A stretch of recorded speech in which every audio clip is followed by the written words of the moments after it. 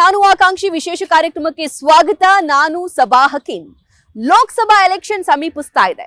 ಈ ಸಂದರ್ಭದಲ್ಲಿ ರಾಜ್ಯದ 28 ಲೋಕಸಭಾ ಕ್ಷೇತ್ರದ ನಾನಾ ಅಭ್ಯರ್ಥಿಗಳು, ನಾನಾ ಪಕ್ಷಗಳ ಆಸ್ಪಿರೆಂಟ್ಸ್ ರೆಡಿ ಆಗಿದ್ದಾರೆ. ಅವರಿಗೆ ಟಿಕೆಟ್ ಬೇಕು ಅಂತ. ಹಾಗಾದ್ರೆ ಅವರಿಗೆ ಟಿಕೆಟ್ ಯಾಕೆ ಬೇಕು? ಯಾವೆಲ್ಲ ಆಕಾಂಕ್ಷೆಗಳೊಂದಿಗೆ ಅವರು ಟಿಕೆಟ್ ಬಯಸ್ತಾ ಇದ್ದಾರೆ? ಯಾವೆಲ್ಲ ರೆವಲ್ಯೂಷನ್ ಮಾಡುವಂತಹ ಹಾದಿಯತ್ತ ಅವರು ಗಮನ ಹರಿಸ್ತಾ ಇದ್ದಾರೆ? ಇದೆಲ್ಲದರ ಬಗ್ಗೆ ಈ ವಿಶೇಷ ಕಾರ್ಯಕ್ರಮದಲ್ಲಿ ಮಾಹಿತಿ ನೋಡ್ತಾ ಹೋಗೋಣ.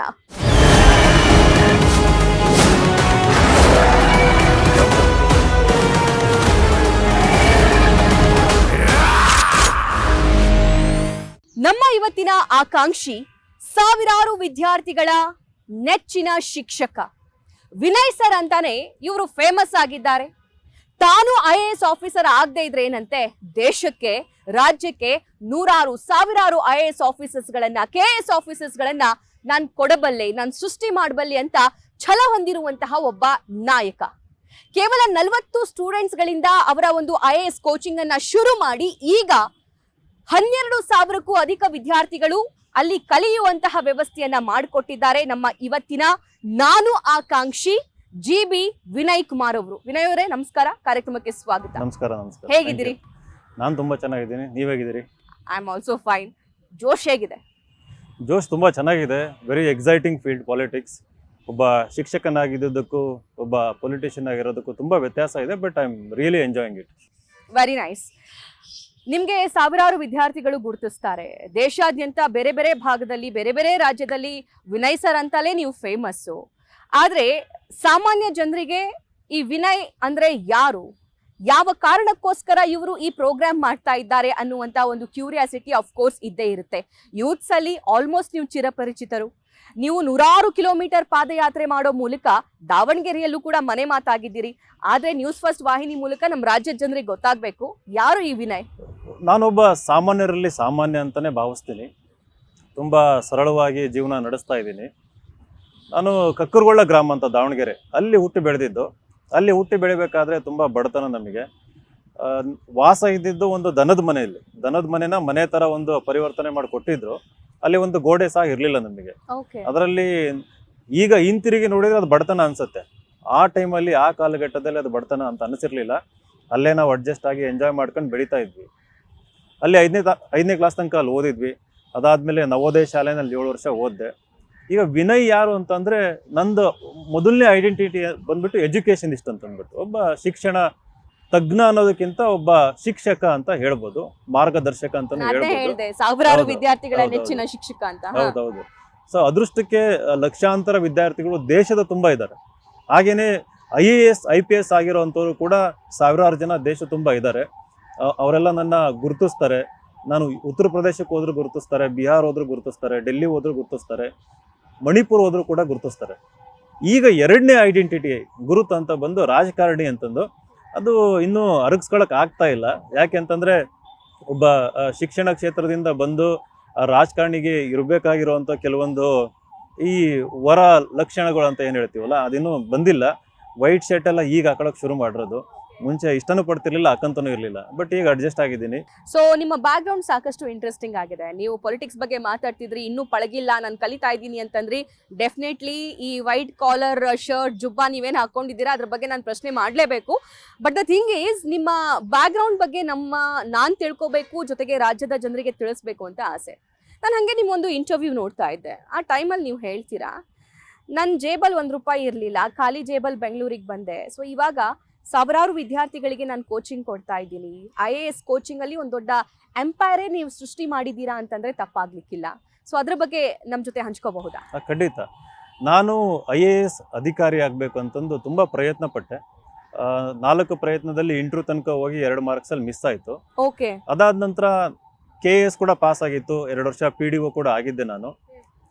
ನಂತರ ಬೆಂಗಳೂರಿಗೆ ಬಂದು ನಾನು ಆಗದೆ ಇದ್ರೇನು, ಬೇರೆಯವ್ರನ್ನ ಮಾಡ್ಸೋಣ, ನನ್ನ ಹತ್ರ ಇರೋ ಜ್ಞಾನನ ಇನ್ನೊಬ್ಬರ ಹತ್ರ ಶೇರ್ ಮಾಡೋಣ ಅಂತ, ಹಂಚ್ಕೊಳ್ಳೋಣ ಅಂತಂದು ಬಂದೆ. ಬರೀ ಕೈಯಲ್ಲಿ ಬಂದರೂ ಕೂಡ ನನ್ನ ಮನಸ್ಸೊಳಗೆ ಒಂದು ಮಹದಾಸೆ, ಮಹತ್ವಾಕಾಂಕ್ಷೆ ಅಂತಲೂ ಹೇಳ್ಬೋದು. ಅದು ಯಾವಾಗಲೂ ಇತ್ತು.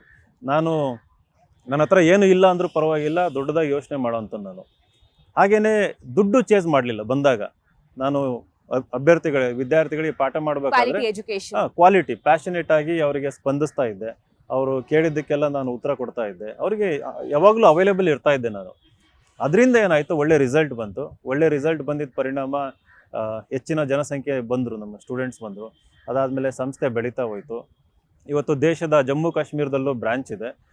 ಏನಂತಂದರೆ ನಾವು ಧೈರ್ಯ ಮಾಡಿ ಮುಂದುಗ್ಬೇಕು. ನಮಗೆ ಏನೂ ಇಲ್ಲ, ಫೇಲ್ಯೂರ್ ಆಗಿದೆ ಅಂತಂದಾಗ ಎಷ್ಟೊಂದು ಜನ ನಾವು ಎಂತ ಸಂಕುಚಿತ ಮನೋಭಾವ ಬರ್ತದೆ, ಯಾರೂ ಸಪೋರ್ಟ್ ಮಾಡಲ್ಲ ಅಂತಂದು ಒಂದು ಜಾಗದಲ್ಲಿ ಕೂತು ಬಿಡ್ತೀವಿ. ನಾನು ಹಂಗೆ ಮಾಡಲಿಲ್ಲ. ಏನು ಇಲ್ಲದೆ ಇದ್ರೂ ಪರವಾಗಿಲ್ಲ, ಜನಗಳ ಮಧ್ಯೆ ಹೋಗೋಣ ಅಂತ ನುಗ್ಗಿ ಬಂದೆ. ಇವತ್ತು ಒಂದು ದೊಡ್ಡ ಸಂಸ್ಥೆ ಕಟ್ಟಿದ್ದೀನಿ, ಚೆನ್ನಾಗಿ ಬೆಳೀತಾ ಇದೆ, ಒಳ್ಳೆ ಹೆಸರು ತಂದಿದೆ. ಇದು ಮಚ್ ನೀಡೆಡ್ ಕ್ವಶನ್ ವಿನಯ್ ಅವರೇ. ಸೊ ನಿಮ್ಗೆ ಇನ್ಸ್ಪಿರೇಷನ್ ಯಾರು ಅಂತ? ಬಿಕಾಸ್ ನೀವೊಬ್ರು IAS ಆಗಬೇಕು ಅಂತ ಅನ್ಕೊಂಡಿದ್ರಿ. ಸೊ ಅದು ಆಗದೆ ಇರೋ ಟೈಮಲ್ಲಿ ನೀವು ವಿದ್ಯಾರ್ಥಿಗಳಿಗೆ UPSC ಕೋಚಿಂಗ್ ಕೊಡೋದನ್ನ ಸ್ಟಾರ್ಟ್ ಮಾಡಿದ್ರಿ. ಅದಕ್ಕಿಂತ ಜಾಸ್ತಿ ಹೇಳಬೇಕು ಅಂತಂದ್ರೆ ತುಂಬಾ ಜನ UPSC ಅಂತಂದ್ರೆ ದೆಹಲಿಗೆ ಹೋಗ್ತಾರೆ, ಅಲ್ಲಿ ಕೋಚಿಂಗ್ ತಗೊಳ್ತಾರೆ. ಆದ್ರೆ ನೀವು ಆ ವ್ಯವಸ್ಥೆ ರಾಜ್ಯದಲ್ಲೇ ಮಾಡ್ಕೊಟ್ಟಿದ್ದೀರಾ. ಬೇರೆ ಬೇರೆ ಭಾಗದಲ್ಲಿ ಇನ್ಸ್ಟಿಟ್ಯೂಷನ್ಸ್ ಇದೆ.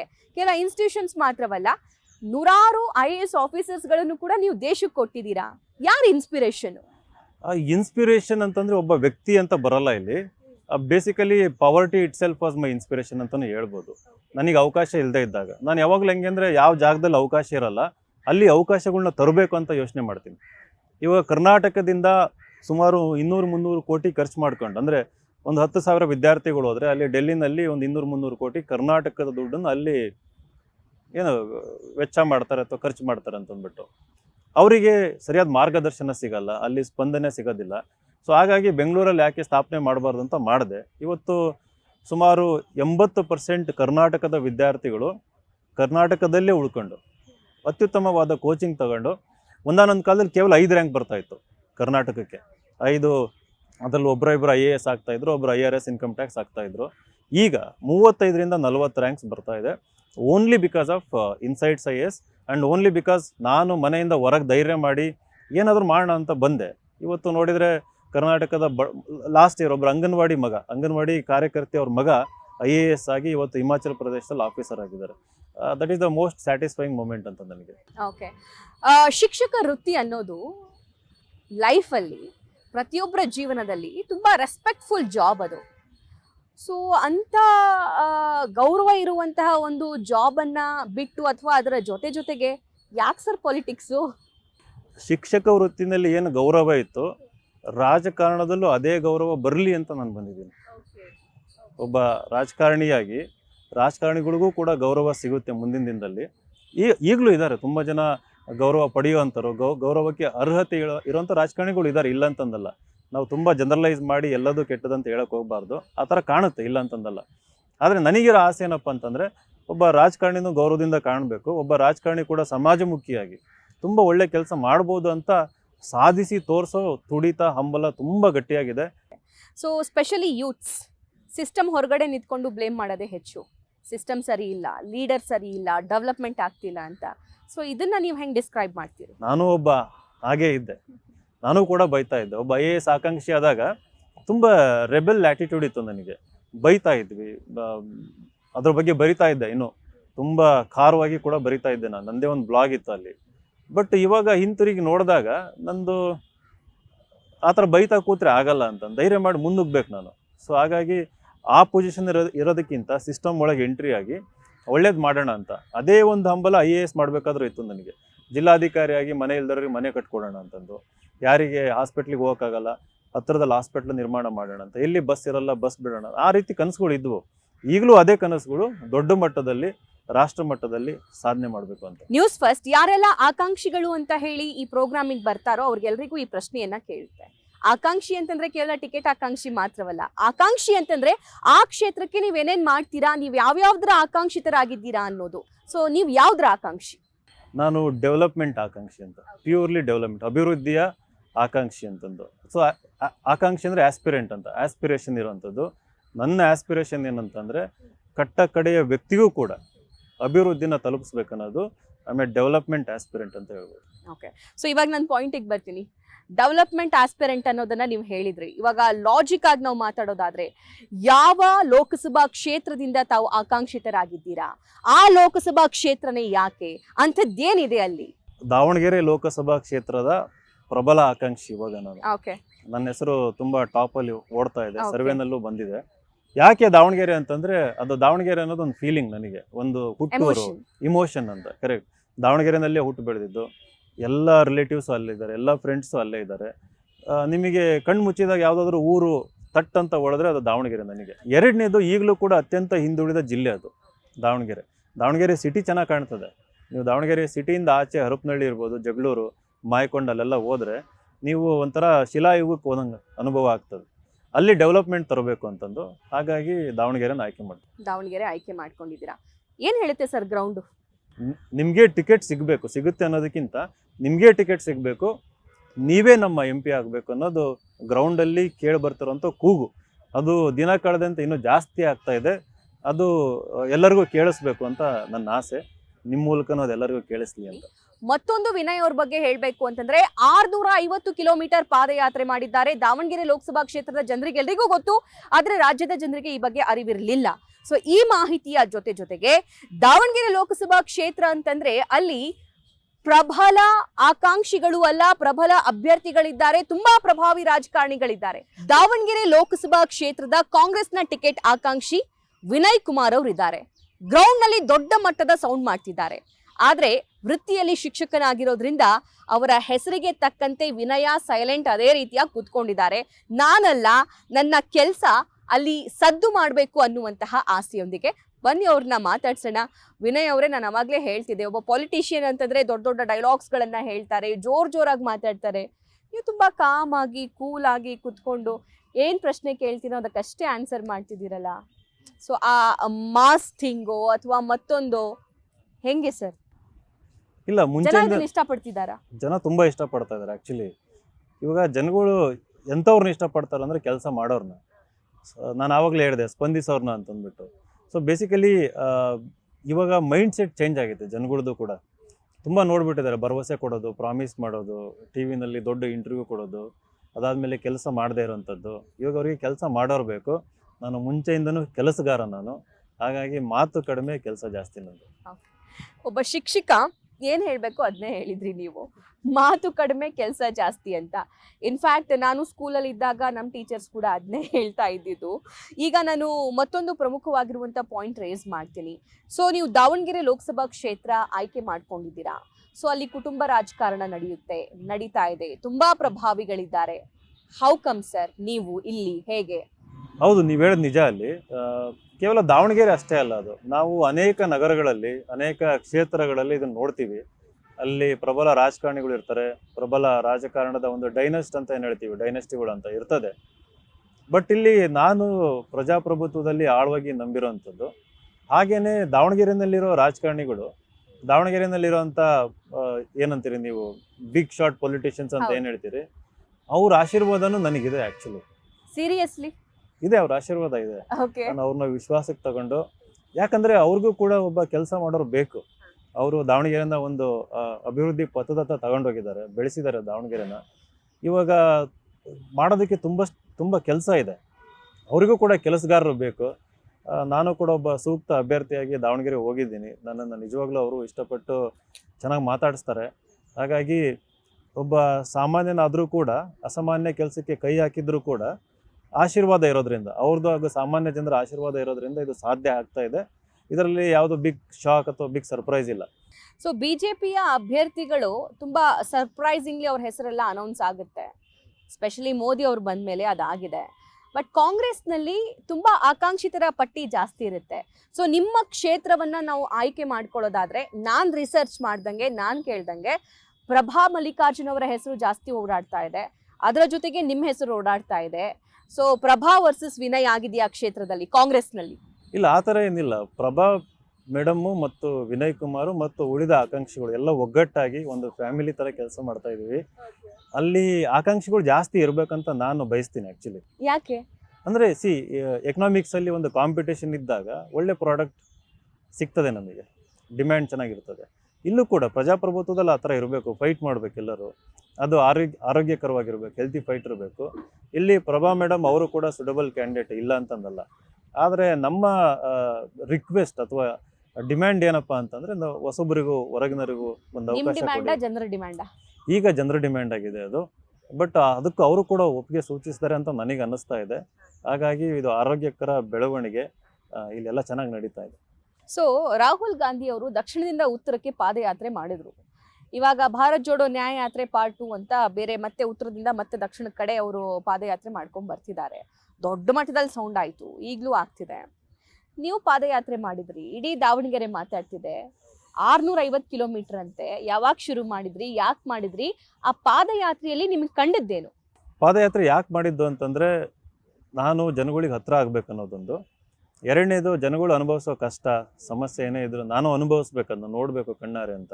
ಈಗ ನಾನು ಅದನ್ನು ಅನುಭವಿಸಿದ ಮೇಲೆ ಏನಾಗುತ್ತೆ, ನಮ್ಮ ವ್ಯಕ್ತಿತ್ವದ ಒಂದು ಭಾಗ ಆಗುತ್ತೆ, ಅದು ಮರೆಯೋಕ್ಕಾಗಲ್ಲ.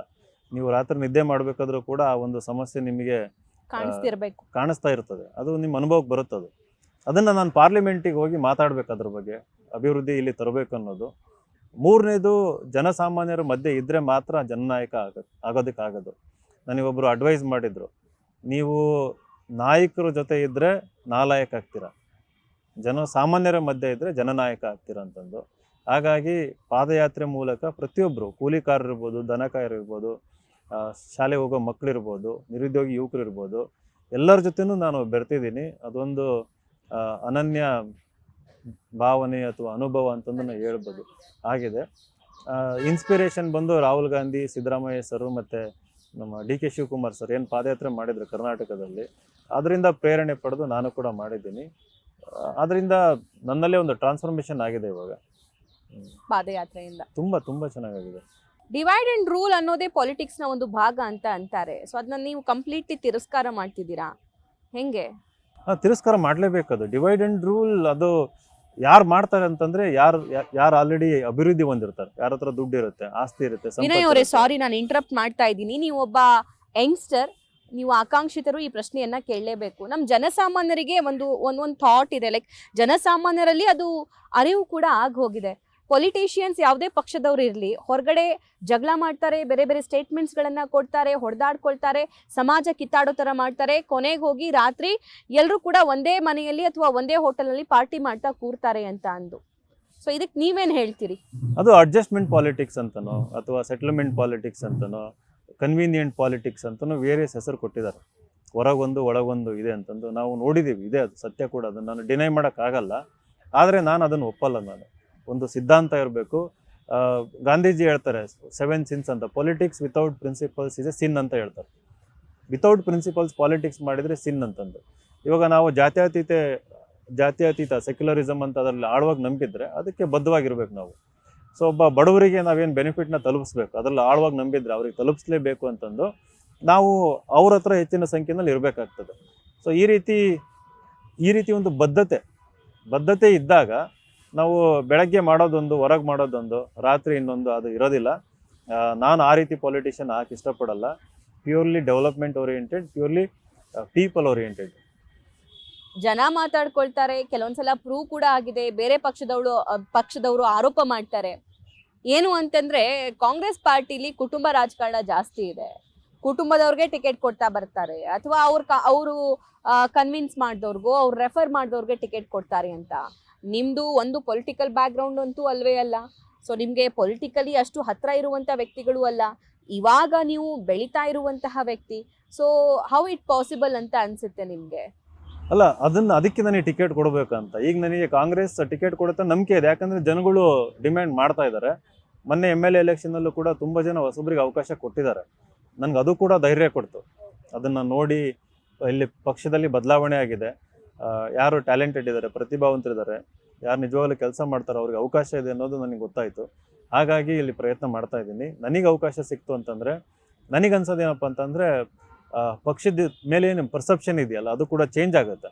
ಹೌದು, ಪಕ್ಷ ಬದಲಾಗ್ತಾ ಇದೆ, ಇನ್ನೊಬ್ಬರನ್ನ ಬೆಳೆಸ್ತಾ ಇದೆ, ಅವಕಾಶಗಳನ್ನ ಸೃಷ್ಟಿ ಮಾಡ್ತಾ ಇದೆ ಅನ್ನೋದು ಜನಗಳಿಗೂ ಕೂಡ ಮನದಟ್ಟಾಗ್ತದೆ. ನನಗೆ ಬಲವಾದ ನಂಬಿಕೆ ಇದೆ. ನಾವು ದಾವಣಗೆರೆ ಲೋಕಸಭಾ ಕ್ಷೇತ್ರ ತಗೊಂಡ್ರೆ, ಆ ಕ್ಷೇತ್ರ ಅಹಿಂದ ಮತ್ತು ಲಿಂಗಾಯತ 2 ವೋಟ್ಗಳಲ್ಲಿ ಡಿವೈಡ್ ಆಗಿರುವಂತಹ ಒಂದು ಕ್ಷೇತ್ರ. ಇನ್ ಕೇಸ್ ನಿಮಗೆ ಟಿಕೆಟ್ ಸಿಕ್ಕರೆ, ಅಲ್ಲ ಆಲ್ರೆಡಿ BJP MP ಇದ್ದಾರೆ, ನಿಮಗೆ ಇನ್ ಕೇಸ್ ಈ ಸಲ ಕಾಂಗ್ರೆಸ್ ಇಂದ ಟಿಕೆಟ್ ಸಿಕ್ಕರೆ ನೀವು ಗೆಲ್ತೀರಾ?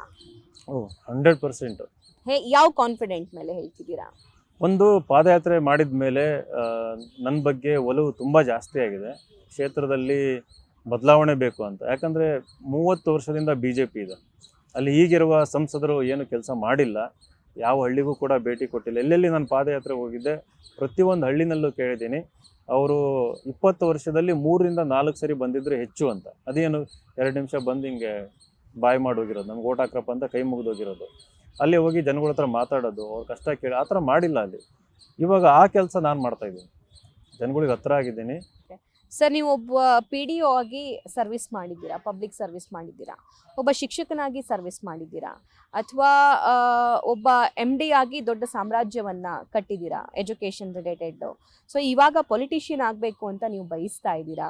ಸೊ ಕೊನೆಯದಾಗಿ ನೀವು ನಮ್ಮ ವೀಕ್ಷಕರಿಗಾಗಿರಬಹುದು, ಅಥವಾ ನಿಮ್ಮ ಭಾಗದ ಜನರಿಗಾಗಿರಬಹುದು, ಮತದಾರರಿಗಾಗಿರಬಹುದು, ಅಥವಾ ನಿಮ್ಮ ಪಕ್ಷದ ನಾಯಕರಿಗಾಗಿರ್ಬೋದು, ಏನು ಹೇಳಕ್ಕೆ ಇಚ್ಛಿಸ್ತೀರಿ? ನಾನು ಅವ್ರಿಗೆ ಹೇಳುವಷ್ಟು ದೊಡ್ಡವನಲ್ಲ, ಆದರೆ ಏನು ಹೇಳೋದಕ್ಕೆ ಇಷ್ಟಪಡ್ತೀನಿ ಅಂತಂದರೆ, ಸಮಾಜದಲ್ಲಿ ಯಾರಿಗೆ ಅವಕಾಶಗಳಿರಲ್ಲ ಅವ್ರಿಗೆ ಅವಕಾಶ ಸೃಷ್ಟಿ ಮಾಡಿಕೊಡ್ಬೇಕು, ಅವರಿಗೆ ಕರೆದು ನಾವು ಅವಕಾಶಗಳನ್ನ ಕೊಡಬೇಕು.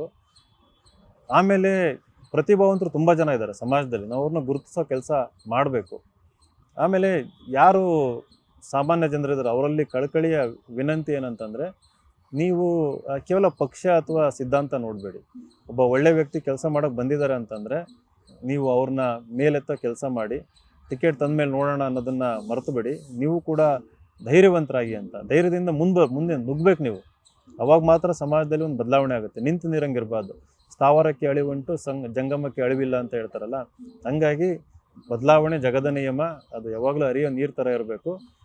ಆ ಹರಿಯೋ ನೀರಿಗೆ ನೀವು ಇನ್ನೂ ಹರಿಸ್ಬೇಕು ಅಂತಂದು, ಅಂದರೆ ಹರಿಸ್ಬೇಕು, ಹಾರೈಸಬೇಕು. ಹರಸಿ ಹಾರೈಸಿ ಅಂತ ಹೇಳ್ತಾ ಇದ್ದೀರಾ. ವಿನಯ್ ಅವರೇ, ಥ್ಯಾಂಕ್ ಯು ಸೋ ಮಚ್ ಕಾರ್ಯಕ್ರಮದಲ್ಲಿ ಜಾಯಿನ್ ಆಗಿದ್ದಕ್ಕೆ. ಸೊ ನೀವು ಅಂದ್ಕೊಂಡಂತಹ ಆಕಾಂಕ್ಷೆ ನಿಮ್ಮದು ಈಡೇರಲಿ ಅಂತ ನಾವು ಕೂಡ ಆಶಿಸ್ತೀವಿ. Thank you so much. ತುಂಬ ಖುಷಿ ಆಯಿತು ನಿಮ್ಮ ಜೊತೆ ಮಾತಾಡಿ. Thank you so much. Yes ವೀಕ್ಷಕರೇ, ನೋಡಿದ್ರಲ್ಲ, ದಾವಣಗೆರೆ ಲೋಕಸಭಾ ಕ್ಷೇತ್ರದ ಆಕಾಂಕ್ಷಿ ವಿನಯ್ ಅವರ ಮಾತಿದಾಗಿತ್ತು. ಹರಸಿ ಹಾರೈಸಿ ಅಂತ ಹೇಳ್ತಿದ್ದಾರೆ.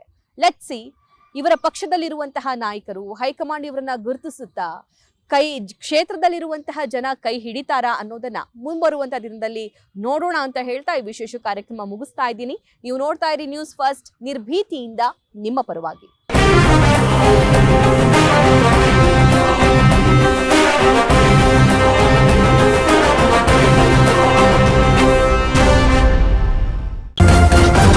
ನ್ಯೂಸ್ ಫಸ್ಟ್, ನಿರ್ಭೀತಿಯಿಂದ ನಿಮ್ಮ ಪರವಾಗಿ.